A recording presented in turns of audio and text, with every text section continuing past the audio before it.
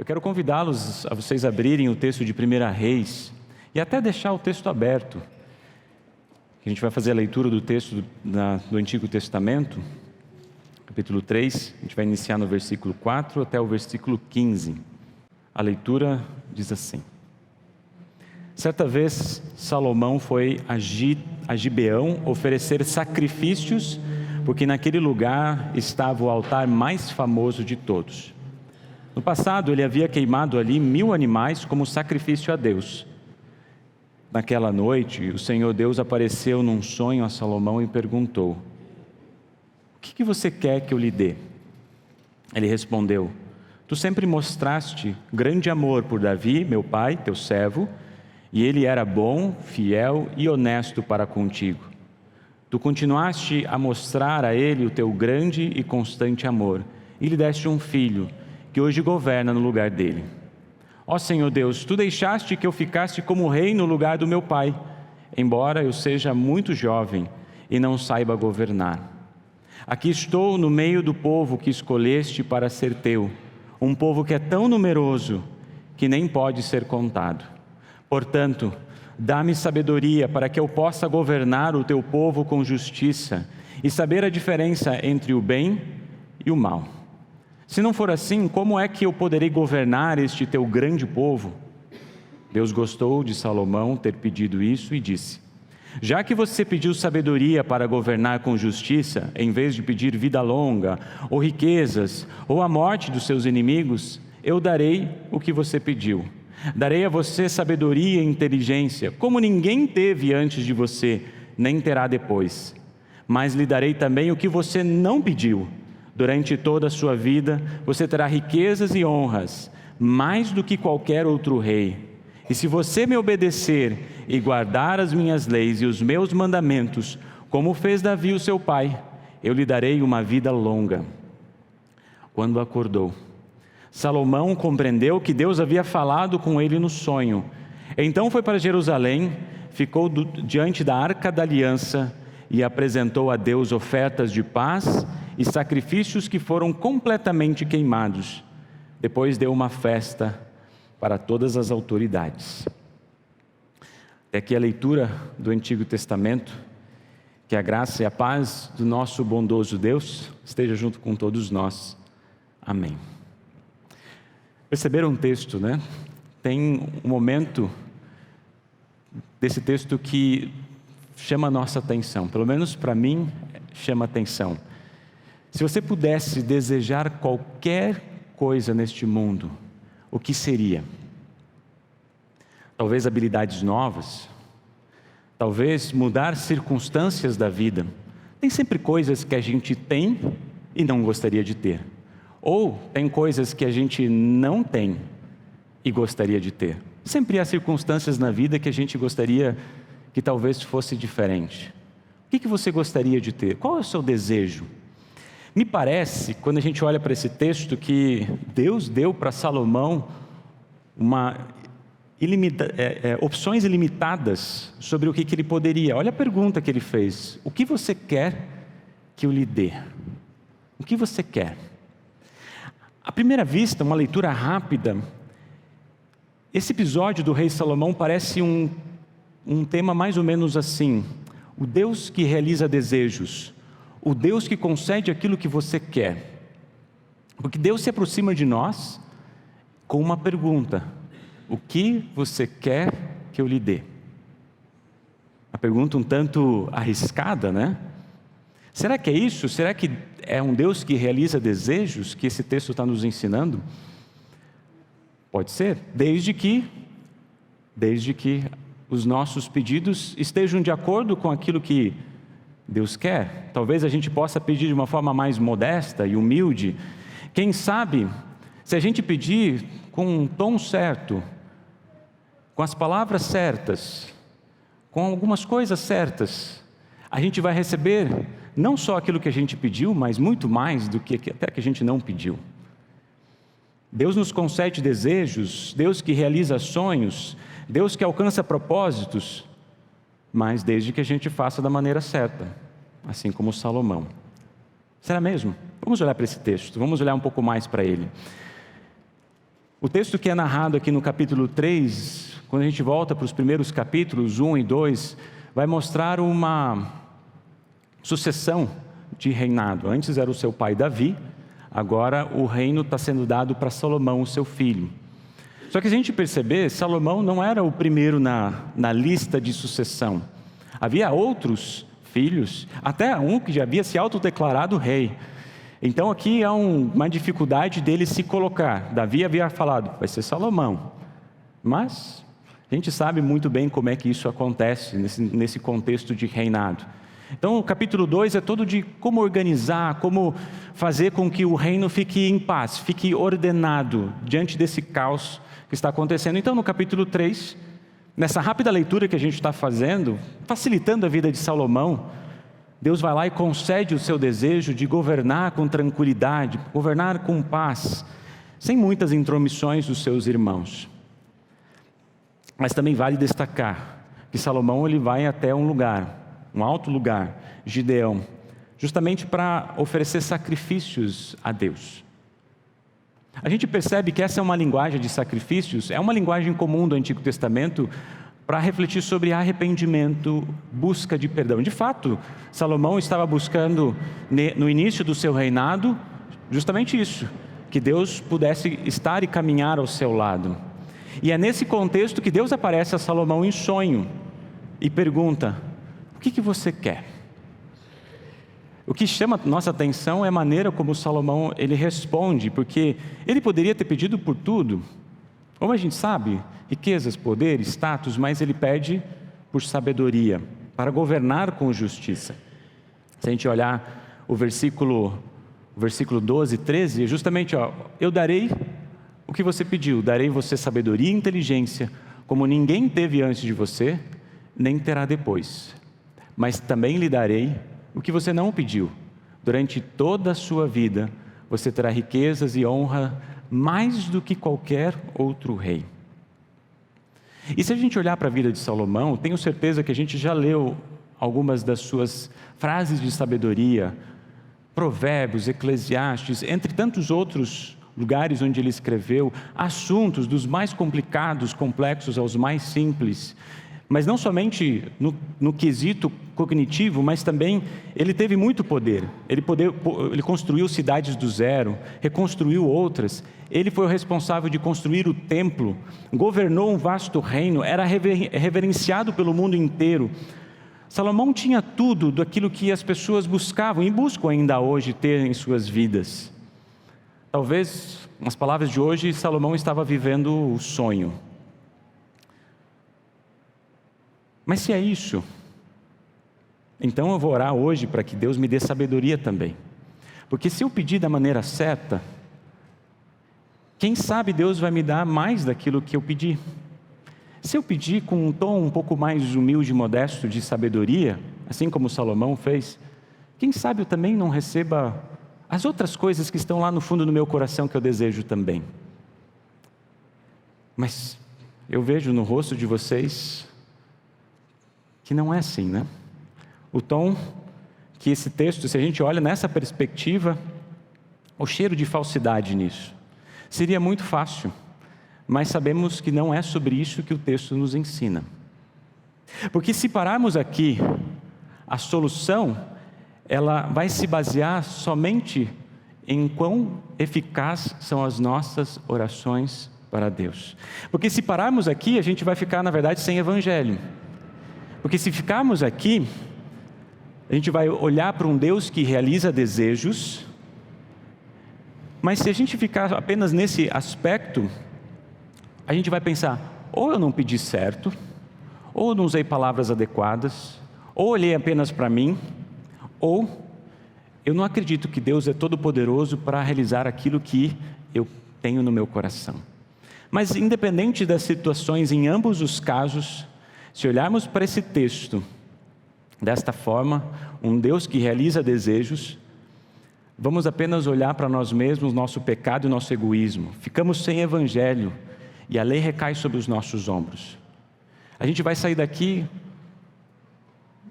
por uma razão: ou a gente vai sair sobrecarregado, com mais responsabilidades, tentando fazer mais e melhor, ou a gente vai sair daqui destruído, porque Deus não me ama, porque Deus não me ouve, porque Deus não gosta de mim.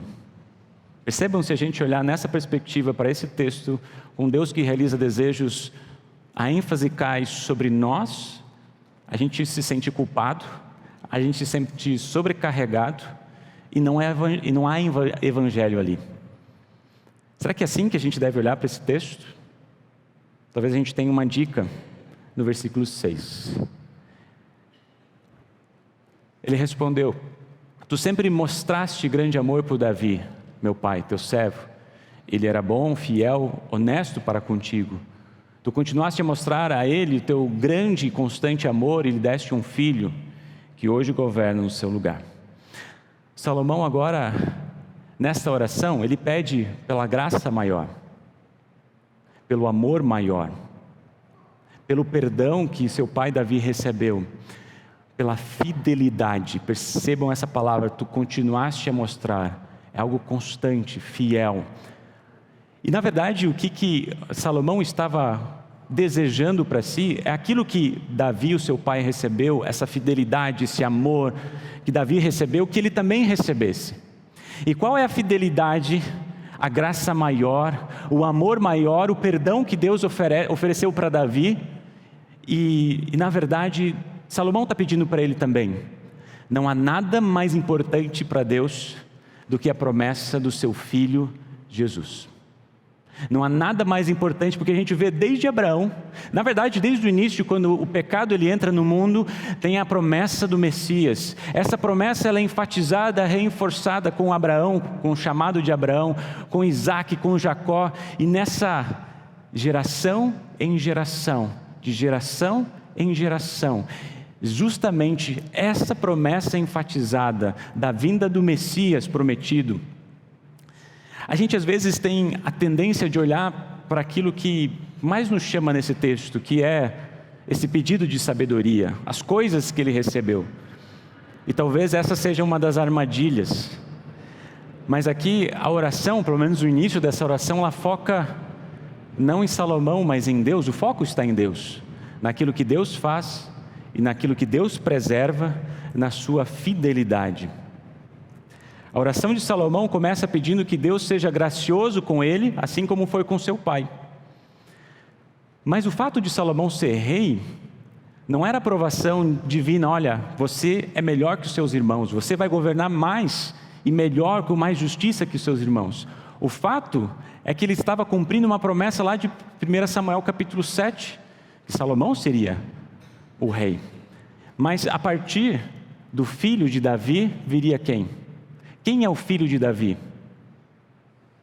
É Jesus. Deus está preservando a sua promessa por meio de Salomão, que o filho de Davi viria, o Jesus, o Salvador de todas as coisas. O foco, a graça maior, o amor maior se concretiza de forma plena e real também em nossas vidas, na Sexta-feira Santa e no domingo da Páscoa. Mas começa no Natal. O Senhor que foi fiel com a sua promessa e não ao contrário. O maior presente que Salomão recebeu não foram as bênçãos terrenas, mas foi justamente o fato de Deus cumprir a sua promessa por meio dele. Dele receber o verbo, ele receber a promessa do Messias, e a gente vai ver isso se completar no Natal, no verbo que habita entre nós, que carrega os nossos pecados, declara a cada um de nós: os seus pecados estão perdoados, como a gente hoje recebeu. Ressuscita no terceiro dia, para que assim como aqueles que morrem no Senhor possam ter a garantia de que vão ser ressuscitados. Que isso não é apenas uma informação, mas isso é uma declaração de Deus, de que todos aqueles que estão unidos com Jesus passam da morte para a vida. E é essa promessa que Deus está falando para Salomão, antecipadamente, e continua falando na minha vida e no teu coração, hoje, no culto de hoje. Se a gente olha esse texto nessa perspectiva, não um Deus que realiza desejos, mas um Deus que é fiel na sua promessa, que nos conduz a Jesus, a gente começa a olhar para esse texto de uma outra perspectiva. A gente não sai sobrecarregado e com culpa, mas a gente recebe tudo isso como a graça de Deus na vida de todos nós. E por isso, então, eu gostaria de olhar para algo que nos cativa nesse texto, justamente o pedido que Salomão faz, um pedido por sabedoria. E se a gente olhar, esse é um termo um pouco amplo, porque sabedoria nos leva para diversos lugares. Eu vou falar da minha perspectiva, de como eu recebo essa palavra quando eu ouço a sabedoria. Normalmente eu ouço nesse sentido, alguém que é inteligente, alguém que é perspicaz, alguém que sabe se locomover em diversas situações, ele é capaz, ele é cheio de habilidades. Normalmente quando eu penso em sabedoria, está de uma certa forma vinculado a essa relação de cognitiva, talvez, até um pouco mais. Mas se a gente olha para aquilo que esse texto e essa palavra, ela nos ensina, o hebraico ele é um pouco mais concreto e direto, ele vai direto ao ponto, e na verdade sabedoria nesse texto significa coração ouvinte. A gente pode ter uma dica se a gente pega outras traduções. Hoje a gente leu da Nova Tradução da Linguagem de hoje, mas se a gente, por exemplo, pega outras traduções, a gente vai ter, por exemplo, coração compreensivo. Não vai estar ali a palavra sabedoria, mas vai estar a palavra coração compreensivo. Literalmente é um coração que ouve, um coração ouvinte. Muda a nossa perspectiva, pelo menos para mim mudou. A gente olhar para essa palavra, para aquilo que Salomão pediu, ele pediu um coração ouvinte. Mas para que ele pediu um coração ouvinte? Para poder governar? Para poder governar o povo de Israel com justiça, com retidão, com paz. Porque ele era jovem, versículo 7 vai dizer isso, ele era jovem e não sabia governar. Ou seja, ele queria crescer em sabedoria, ele queria crescer em coração ouvinte, ele queria poder governar com justiça, sendo um justo juiz. E foi isso que Deus deu para ele, que Salomão tivesse um coração ouvinte. Mas o que isso significa? Que ouve o quê? Um coração que ouve, mas ouve o quê? Aí a gente precisa voltar para o Salmo do dia. Se a gente olhar para o Salmo 119, a gente vai ter essa resposta. Olha só, a gente já leu esses versículos, mas eu quero repeti-los. Como eu amo a tua lei, penso nela o dia todo. O teu mandamento está sempre comigo e faz com que eu seja mais sábio do que os meus inimigos. Eu entendo mais do que todos os meus professores, porque medito nos teus ensinamentos. Tenho mais sabedoria do que os velhos, porque obedeço aos teus mandamentos. Não tenho andado pelos caminhos da maldade, pois quero obedecer a tua palavra. Não tenho deixado de cumprir as tuas ordens, porque és tu que me ensinas. Como são doces as tuas palavras, são mais doces do que o mel. Por meio das tuas leis consigo sabedoria, e assim detesto todos os caminhos da mentira. Conseguiram perceber o que é sabedoria para o salmista?